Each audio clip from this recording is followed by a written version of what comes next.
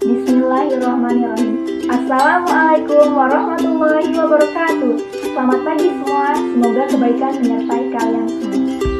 Perkenalkan, nama saya Salma Fadila dari Program Studi Ekonomi Syariah Fakultas Ekonomi dan Bisnis Islam. Saya di sini untuk memenuhi tugas akhir atau UAS dari dosen pengampu Bapak Alias Chandra. Dalam komunikasi bisnis Islam, ada beberapa langkah-langkah termasuk dalam perencanaan penulisan pesan-pesan bisnis. Perencanaan pesan-pesan bisnis mencakup pesan-pesan yang disampaikan secara lisan. Perencanaan pesan-pesan bisnis merupakan suatu langkah strategis bagi pencapaian tujuan organisasi secara menyeluruh dan salah satu faktor penentu keberhasilan komunikasi tersebut. Pesan-pesan bisnis yang terencana dengan baik akan mempermudah pencapaian tujuan komunikasi. Dalam hal ini, perencanaan pesan-pesan lebih difokuskan pada perencanaan secara tertulis. Maka dari itu, saya akan memaparkan tentang materi pesan bisnis adalah sebagai berikut. Oke, yang pertama yang saya akan kupas adalah perencanaan pesan-pesan bisnis. Di sini, penyusunan pesan-pesan bisnis meliputi 3 tahap. Yang pertama adalah perencanaan.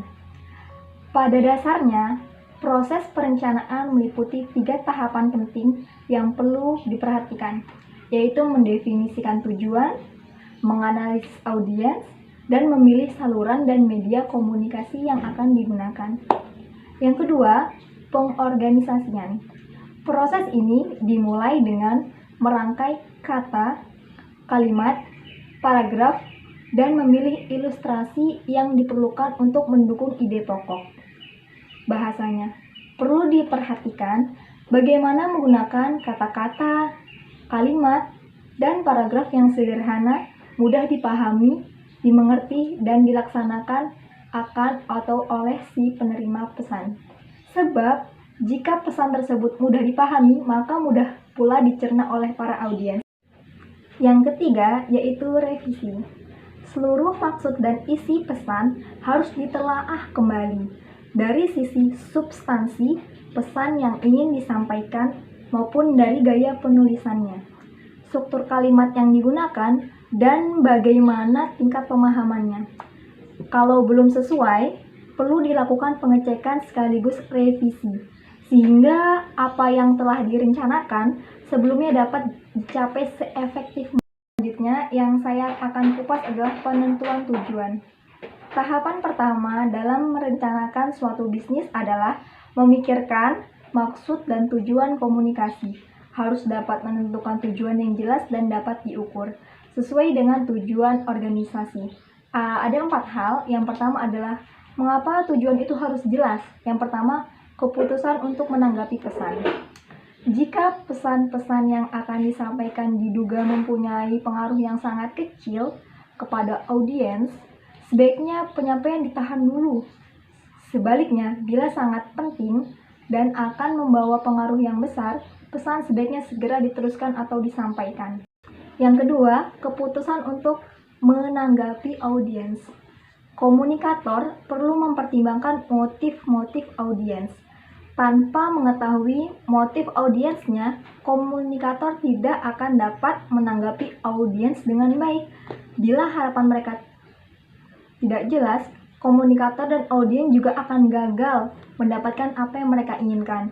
Bila harapan mereka tidak sesuai dan sejalan, jadi harus antara komunikator dan audiens harus memiliki sejalan. 3. Keputusan untuk memusatkan isi pesan. Komunikator seharusnya hanya memasukkan informasi yang penting, yang relevan dengan pencapaian yang telah ditetapkan. Mengapa yang penting? Karena informasi yang diberikan harus berupa yang akurat, sesuai data dan fakta yang ada, dan tidak adanya basa-basi hal tersebut. Yang keempat, keputusan untuk menetapkan media yang akan digunakan. Media komunikasi yang akan digunakan dapat berupa lisan atau tulisan. Lisan secara langsung seperti ini, seperti pembawa berita, dan tulisan seperti koran, media cetak, email, dan seperti. Selanjutnya saya akan menjelaskan tentang tujuan komunikasi bisnis. Hubungan partisipasi audiens dengan pengendali komunikator. Secara umum ada 3 tujuan komunikasi bisnis, yaitu yang pertama, memberi informasi. Tujuan pertama adalah memberikan informasi yang berkaitan dengan bisnis kepada pihak lain. Media komunikasi mana yang akan dipilih sangat bergantung pada kebijakan perusahaan dengan mempertimbangkan kemampuan internal perusahaan tersebut. Jadi, sebuah perusahaan jika ingin bisnisnya maju, maka harus memperhatikan internal yang ada pada kemampuan perusahaan tersebut. Yang kedua, melakukan persuasi. Tujuan kedua adalah melakukan persuasi kepada pihak lain agar yang disampaikan dapat dipahami dengan baik dan benar, terutama berkaitan dengan bisnis.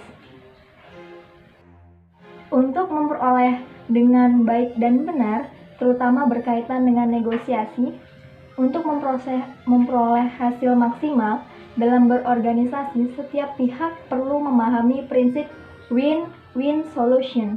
Kedua belah pihak dalam bernegosiasi tersebut saling memperoleh manfaat tanpa merasa harus ada yang dikorbankan atau gagal. Jadi harus sama-sama positif dan positif, harus untung dan untung, jangan ada satu yang rugi dan satu yang untung. Jadi harus simbiosis mutualisme, saling menguntungkan. Yang ketiga, tujuan adalah melakukan kolaborasi. Tujuan ketiga adalah kolaborasi atau kerjasama. Melalui jalinan komunikasi bisnis tersebut, seseorang dapat dengan mudah melakukan kerjasama bisnis baik dengan perusahaan domestik yang dalam negeri maupun asing dari luar, antar benua maupun lainnya. Teknologi komunikasi sangat penting, artinya dalam mempererat kerjasama dengan dunia bisnis perlu adanya hal ini. Adapun contoh dari menyatakan tujuan umum dan tujuan khusus. Yang pertama, tujuan umum seperti memberi informasi apa saja, itu termasuk tujuan umum. Sedangkan tujuan khususnya menyajikan penjualan bulan lalu ke manajer pemasaran. Karena terjadi khusus pada bulan-bulan tertentu, itulah yang dinamakan tujuan khusus. Yang kedua, dalam tujuan umum membujuk. Kalau dalam tujuan khususnya membujuk yang bagaimana? Membujuk yang meyakinkan manajer pemasaran untuk mengangkat beberapa karyawan baru bagian pemasaran.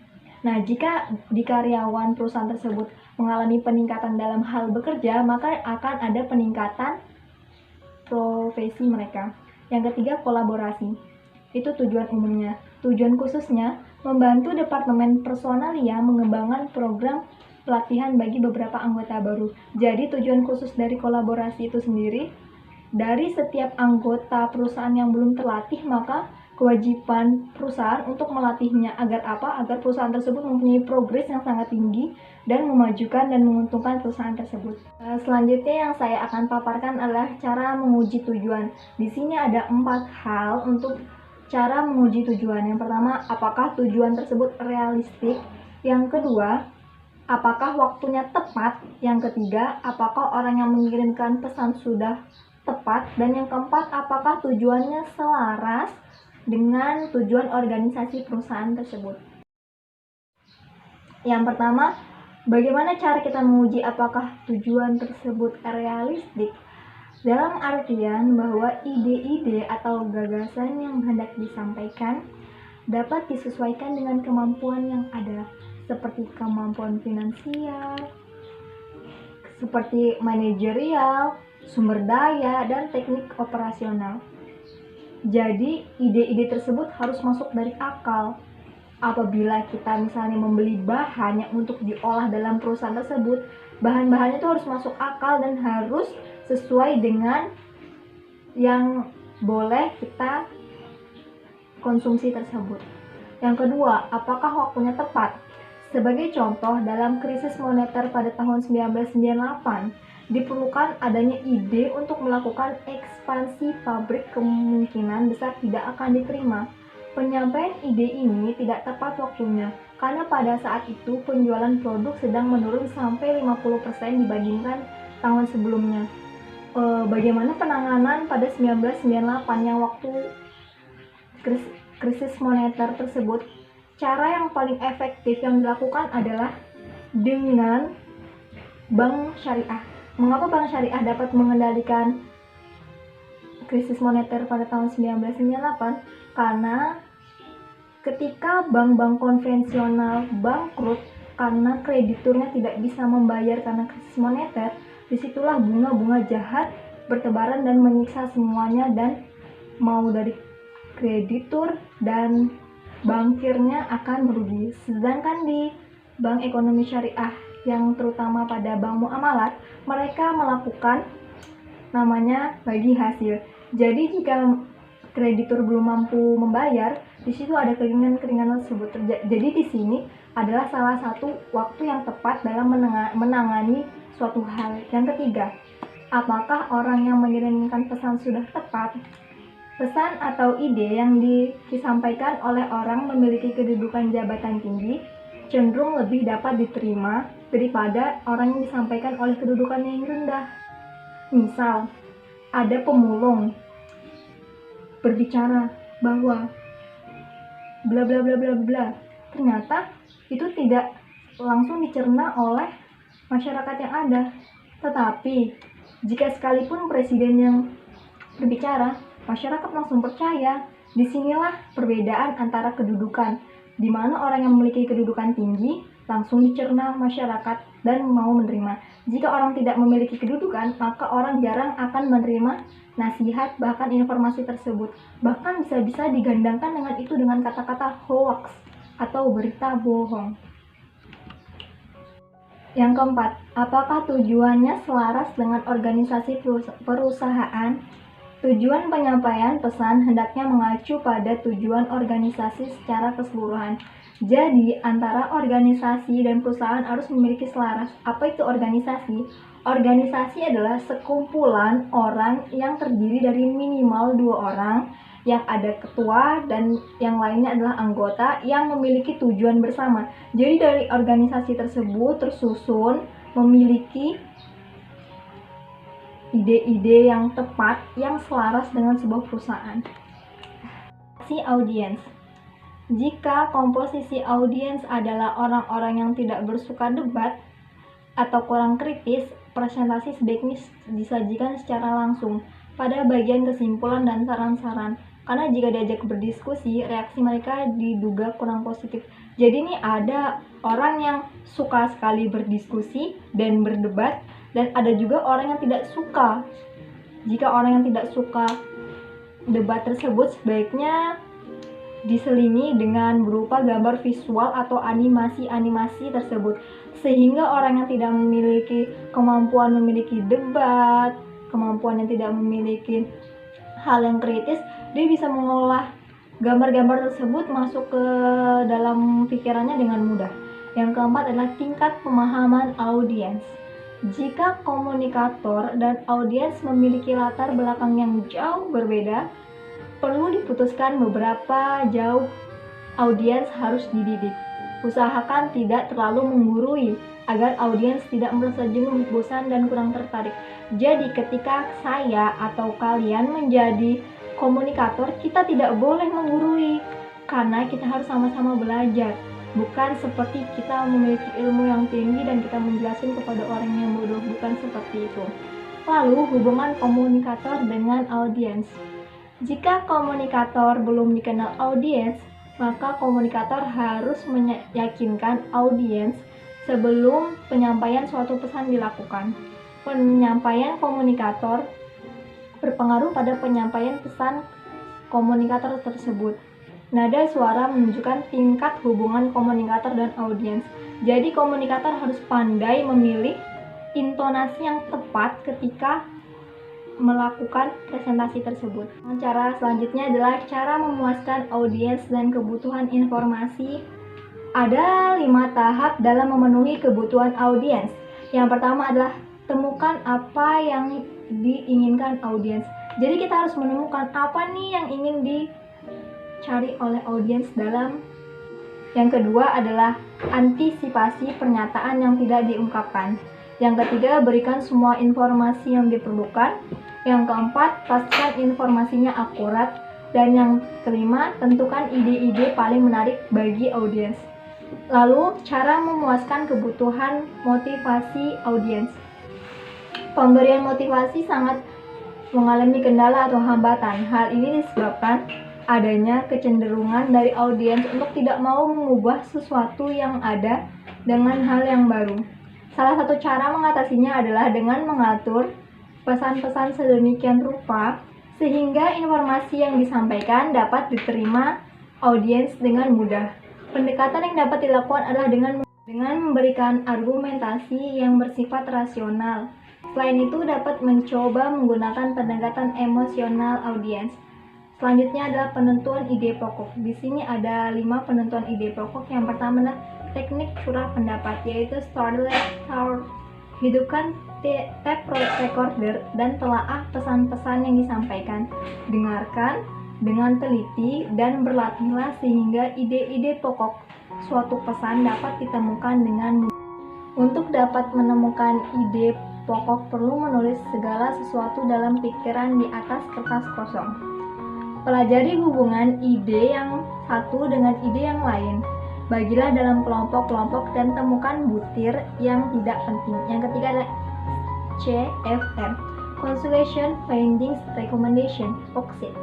Worksheet yang akan membantu menjelaskan hubungan antara temuan findings, kesimpulan conclusion, dan rekomendasi atau recommendation yang akan diberikan. Yang keempat adalah journalistic approach, pendekatan jurnalistik yang memberikan butir yang baik, segala langkah awal menentukan ide pokok, jawaban terhadap siapa, apa, kapan, di mana, bagaimana akan menjelaskan ide pokok presentasi. Yang kelima adalah question and answer chain. Pendekatan yang paling baik adalah meliputi dari sisi perspektif audiens.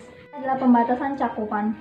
Secara umum, penyajian informasi rutin kepada audiens yang telah dikenal hendaknya menggunakan kata-kata singkat. Cara ini membangkitkan rasa hormat kepada komunikator. Sedangkan yang lebih lama, terutama jika audiens yang hadir belum dikenal sebelumnya, ide pokok yang lebih penting haruslah disampaikan dengan mudah dan dimengerti oleh audiens. Ini adalah saluran seleksi dan media.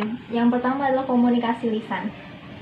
Salah satu kebaikannya adalah kemampuan memberikan umpan balik dengan segera. Saluran ini digunakan apabila pesan yang disampaikan sederhana, tidak perlu dicatat permanen, dan audiens dapat menyampaikan dengan sederhana, tidak diperlukan catatan permanen, dan audiens dapat dibuat lebih nyaman. Kelebihan lain adalah sifatnya yang ekonomis, bermanfaat apabila disajikan informasi kontroversial, karena redaksi audiens dapat bicara dari bahasa isyarat mereka.